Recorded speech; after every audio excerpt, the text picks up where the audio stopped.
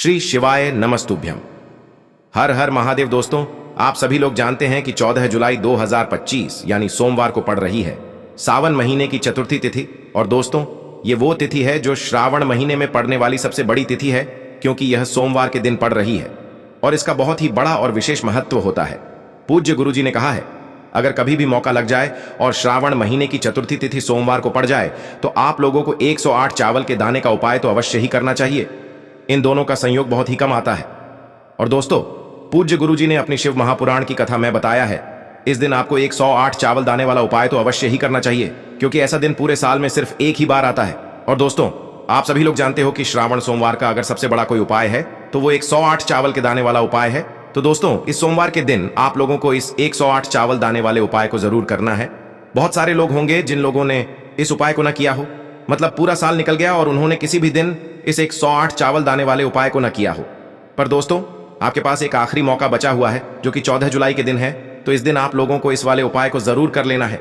भले ही आपने पूरे साल भर इस उपाय को न किया हो, पर अगर आपने इस श्रावण महीने के सोमवार के दिन अगर इस वाले उपाय को कर लिया तो आपको इस उपाय को करने का वो फल मिलेगा जिसकी आपने कभी कल्पना भी नहीं करी होगी। इसीलिए आप लोग इस वाले उपाय को एक बार जरूर कर लेना, ताकि आप लोगों के हाथ से यह मौका ना जा सके और आपको इस उपाय को करने का फल मिल सके।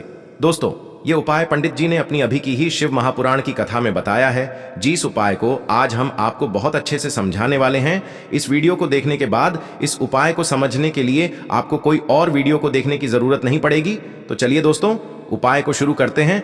देखिए, यह इस श्रावण महीने के सोमवार के दिन ये इतना खास होता है, इतना महत्वपूर्ण होता है। देखा गया है कभी कभी बड़े बड़े पूजा पाठ अनुष्ठान से जो मनोकामना पूर्ण नहीं होते, वो इस श्रावण महीने के सोमवार के दिन एक छोटे से उपाय करने से ही आपकी मनोकामना पूर्ण हो जाती है। और बहुत सारे लोगों ने इस उपाय को किया भी है और उनको इस उपाय को करने का फल भी जरूर मिला है। अगर आप लोग भी इस उपाय को सोमवार चतुर्थी के दिन करना चाहते हैं तो आप इस उपाय को पहले अच्छे से समझ लेना, सुन लेना, उसके बाद करना। आपको इस उपाय का फल जरूर मिलेगा। और इस उपाय को कर लेने से आपके घर में चाहे किसी भी प्रकार की दुख और समस्या क्यों ना चल रही हो, आपको उसका कारण भी नहीं पता है कि भाई यह समस्या किस कारण से चल रही है। उसका कुछ भी कारण हो सकता है, जैसे पितृदोष हो सकता है या किसी भी तरह का मंगल दोष भी हो सकता है। तो इस दिन आप लोगों को यह वाला उपाय कर लेना है।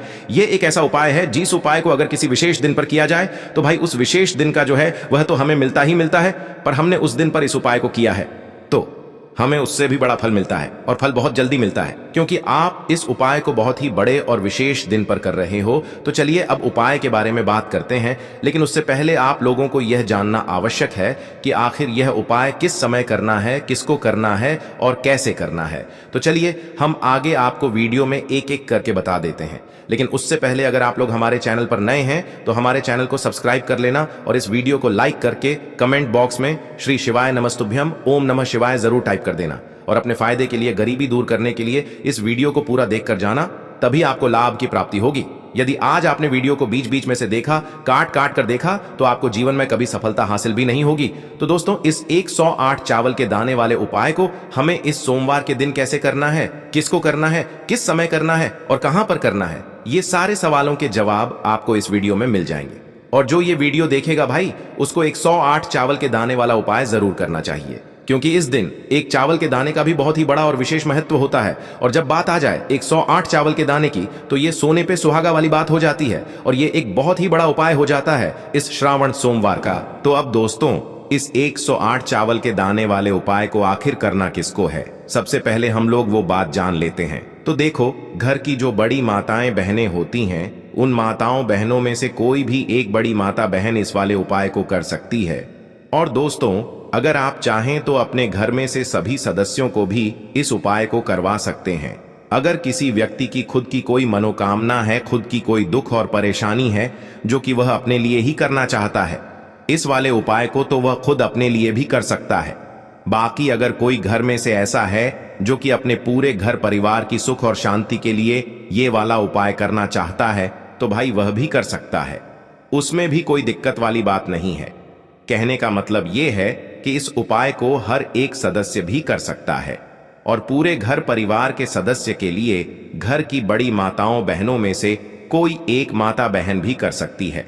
माताएं बहनें अगर घर में उपस्थित न हो या वो यह वाला उपाय न कर पा रही हो, तो फिर घर का कोई बड्ढा सदस्य भी इस 108 चावल के दाने वाले उपाय को कर सकता है, चाहे फिर वह पुरुष ही क्यों ना हो। उसमें कोई भी दिक्कत वाली बात नहीं है। अब दोस्तों, इस 108 चावल के दाने वाले उपाय को हमें करना कहां पर है? हमें इसे शिव जी के मंदिर में जाकर करना है। बहुत सारे लोग प्रश्न करते हैं, हर एक उपाय को करते समय क्या हम इस उपाय को घर पर कर सकते हैं? तो इस वाले उपाय को आप घर पर नहीं कर सकते हो। इस वाले उपाय को करने के लिए आपको शिव जी के मंदिर ही जाना पड़ेगा।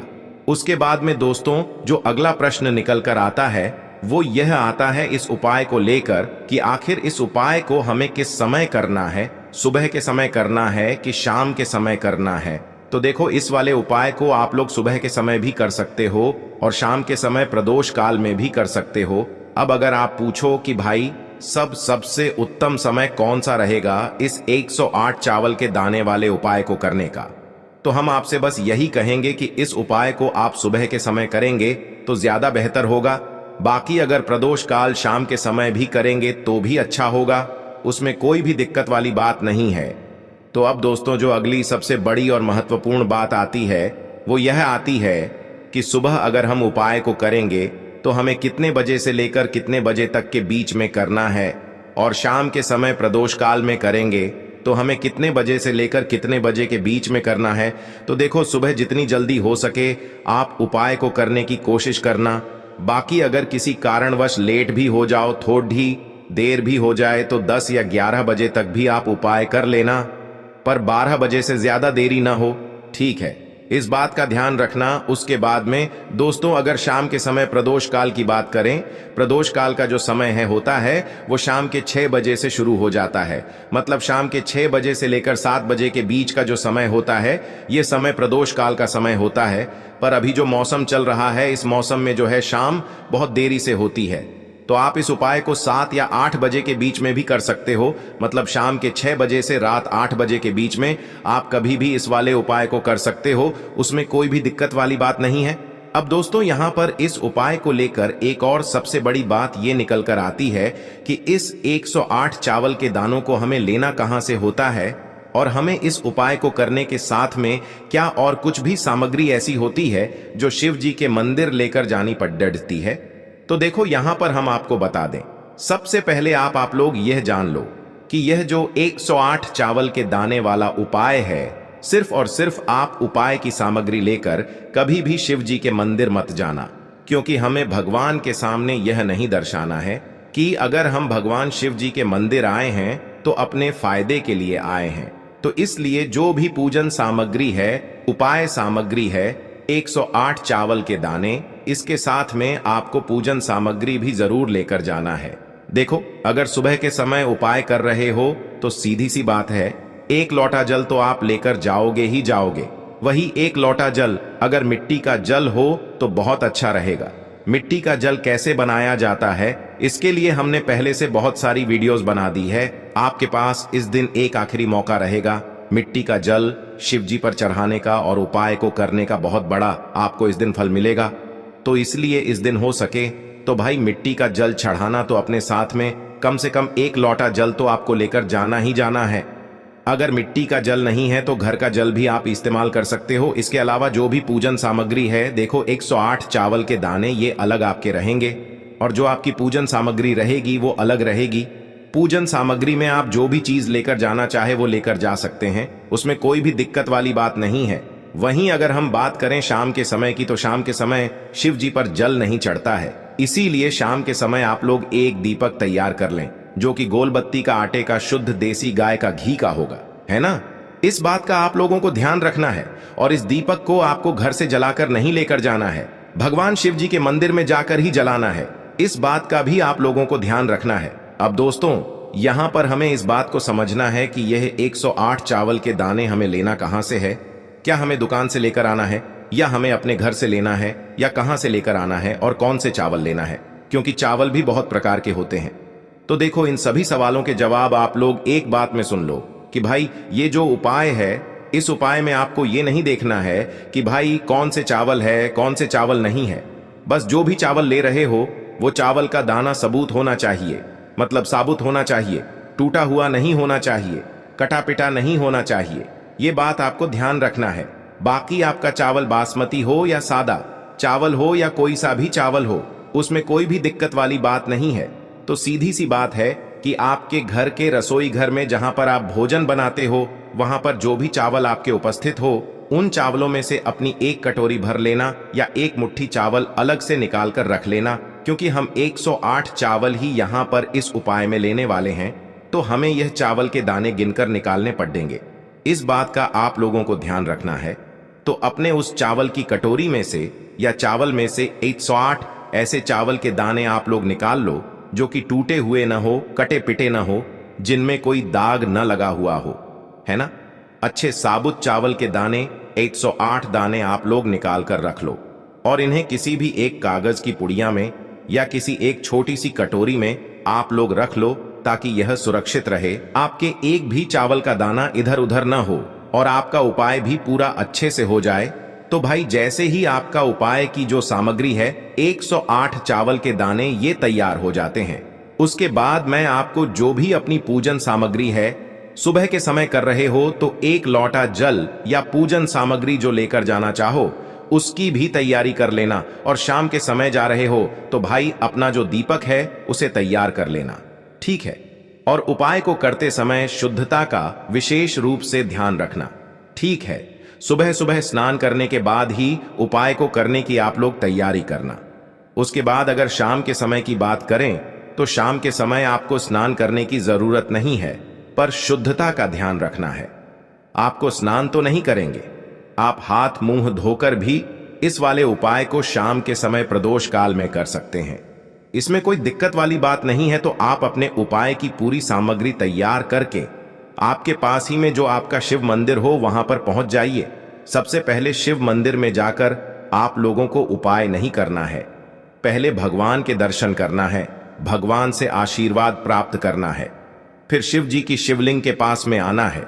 शिवलिंग के पास में आने के बाद आप जो पूजन सामग्री लेकर आए हुए हैं, जैसे कि सुबह गए हुए होंगे तो एक लोटा जल और जो भी पूजन सामग्री लेकर आए हैं आप उनसे भगवान शिव जी की पूजन कीजिए। सबसे पहले तो एक लोटा जल ही चढ़ेगा, उसके बाद में आपकी पूजन सामग्री चढ़ेगी। उसके बाद में अगर दोस्तों शाम के समय अगर आप इस उपाय को कर रहे हो तो अपने साथ में कम से कम एक जो दीपक है गोल बाती का जो आप अपने साथ में लेकर गए हो, उस दीपक को मंदिर में जाकर अपनी माचिस से जलाना है और उस दीपक को शिवलिंग के पास में रखना है, ठीक है। इस दीपक को रखने के बाद ही आप लोगों को अपना ये वाला उपाय शुरू करना है और दीपक को ज्यादा पास में मत रखना। वैसे भी गर्मी पड़ रही है, भगवान शिव जी को आंच नहीं लगनी चाहिए, है ना। तो भाई जैसे ही आपकी पूजा अर्चना हो जाती है आप भगवान शिव जी को प्रसन्न कर लेते हैं। उसके बाद में शिवलिंग के पास ही में आप कहीं पर बैठ जाइए, सामने या आसपास जिस जगह पर आपको बैठना हो वहां पर बैठ जाइए और अपने वह 108 चावल के दाने अपने सामने निकाल कर रख लीजिए, क्योंकि अब यहां पर उपाय को यहां पर करने की आपको तैयारी करना है। और इस तरीके से जब आप उपाय करेंगे पूजन सामग्री करने के बाद, पूजन अर्चना करने के बाद, तो आपको उपाय का फल बहुत जल्दी और बहुत बढ़ा होकर मिलेगा। तो अपने 108 चावल के दाने अपने सामने निकाल कर रख लेना। और यह जो उपाय है यह आपकी सीधे हाथ की हथेली से होगा, इसलिए इस बात का भी विशेष रूप से ध्यान रखना है। तो सीधे हाथ की हथेली का प्रयोग करके ही आप लोग अपना इस वाले उपाय को करना। अपने सामने जो भी आपकी कागज की पुड्डियां है उसको खोल कर रख लो, या कटोरी है तो भाई उसे अपने सामने रख लो और अपने वह 108 चावल के दाने निकाल लो, ठीक है। उसके बाद में दोस्तों अब आपको क्या करना है कि शिवलिंग आपके सामने होगी तो आपने वह 108 चावल के दाने एक एक करके आपको शिव जी के शिवलिंग के ऊपर चढ़ाना है। कहां पर चढ़ाना है? शिवलिंग के ऊपर चढ़ाना है, और कहीं पर भी नहीं चढ़ाना है, आपको अपने हथेली से तो शिवलिंग के ऊपर चढ़ाना है। भले ही फिर वो अपने आप जलाधारी पर गिर जाए या मतलब वहीं पर गिर जाए, उसमें कोई दिक्कत वाली बात नहीं है, पर आप चढ़ाओ शिवलिंग के ऊपर ही। तो आपको क्या करना है, अपना पहला चावल का दाना उठाना है, श्री शिवाय नमस्तुभ्यम बोलना है और शिवलिंग पर चढ़ा देना है। इसी तरीके से दूसरा चावल का दाना उठा है, शिवलिंग पर चढ़ाना है और मंत्र बोल देना है। और फिर तीसरा चावल का दाना उठाना है, श्री शिवाय नमस्तुभ्यम बोलना है और चढ़ा देना है। इसी प्रकार से आपको पूरे 108 चावल के दाने एक एक करके शिव जी के शिवलिंग के ऊपर चढ़ाना है और भगवान से प्रार्थना करते जाना है। मतलब प्रार्थना तो आपको आखिरी में करना है, पर हर एक चावल के दाने को चढ़ाते समय श्री शिवाय नमस्तुभ्यम जरूर बोलना है। उसके बाद ही में यह चावल का दाना शिवलिंग के ऊपर आपको चढ़ाना है। जैसे ही आपके 108 चावल के दाने शिवलिंग के ऊपर चयारच जाते हैं, तो भाई उसके बाद में आपको क्या करना है, भगवान से अपनी मनोकामना बोलना है। मनोकामना भी कब बोलना है, जब आपका 108 चावल का दाना आपके सीधे हाथ की हथेली में हो और आप उसे चढ़ाने के लिए जा रहे हो। श्री शिवाय नमस्तुभ्यम बोलकर उस आखिरी चावल के दाने को शिवलिंग के ऊपर चढ़ा देना और भगवान से फिर अपनी वह मनोकामना बोल देना, जिस मनोकामना के लिए आप लोग अपना यह वाला उपाय कर रहे हो। जिस भी दुख और परेशानी के लिए आप लोग अपना यह वाला उपाय कर रहे हो, उसके बाद में जैसे ही आप अपनी मनोकामना बोल देते हो, आपका यह वाला उपाय पूरा हो जाता है। पर दोस्तों, उपाय को करने के बाद आप लोगों को 2 मिनट भगवान शिव जी के मंत्र का जाप जरूर करना है और मंत्र का जाप करने के बाद भगवान से एक और बार प्रार्थना करना है अपनी मनोकामना के लिए या अपनी जो भी दुख और परेशानी है उसके लिए। इसके बाद में आप लोग भगवान को देखकर भगवान से प्रार्थना करके उनसे आशीर्वाद लेकर वहां से उठ सकते हैं और अपने घर पर जा सकते हैं।